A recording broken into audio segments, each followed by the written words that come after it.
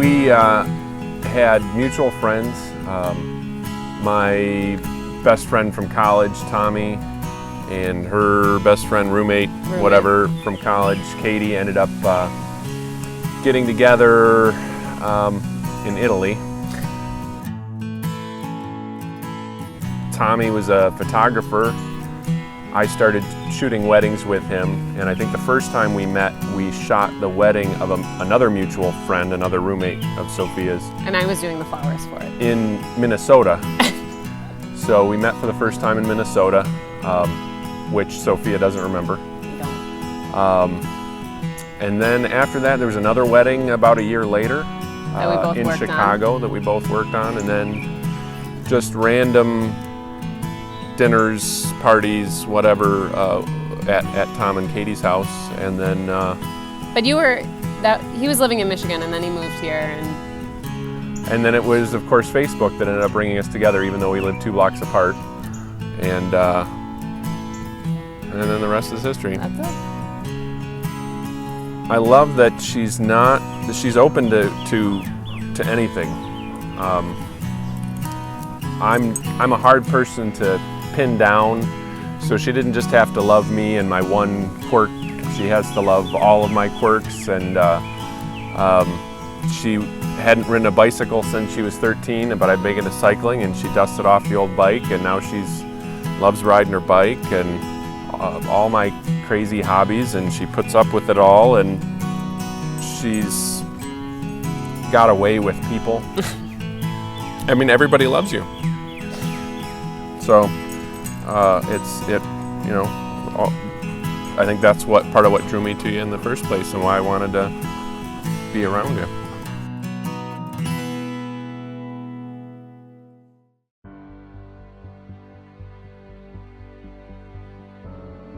There's no questions asked. When he decides to be loyal to you and love you, you could be on your worst day and have this ridiculous animal that you made him adopt, and he's still gonna be with you. And it's just, I don't know, you're loyal. You're the most loyal person I've ever met, and you're extremely cute.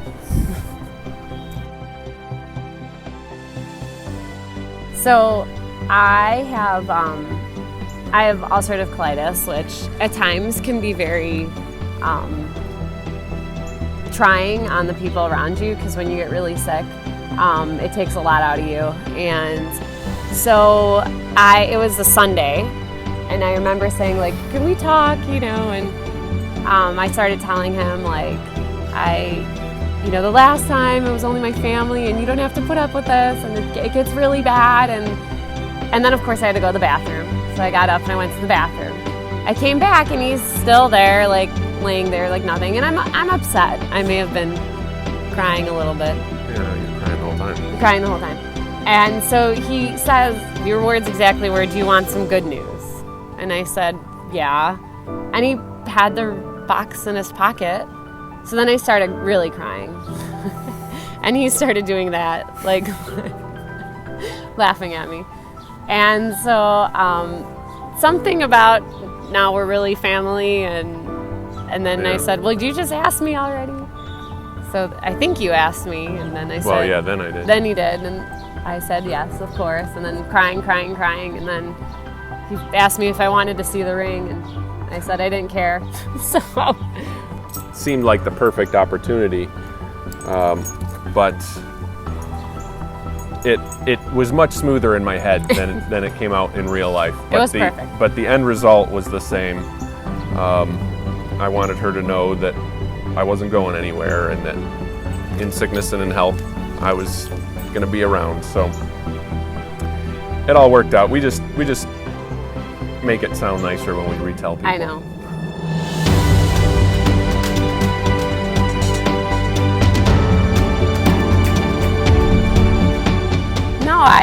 My life is better because of him, so. Yes, right? It is. I felt like I should kiss you, but not now.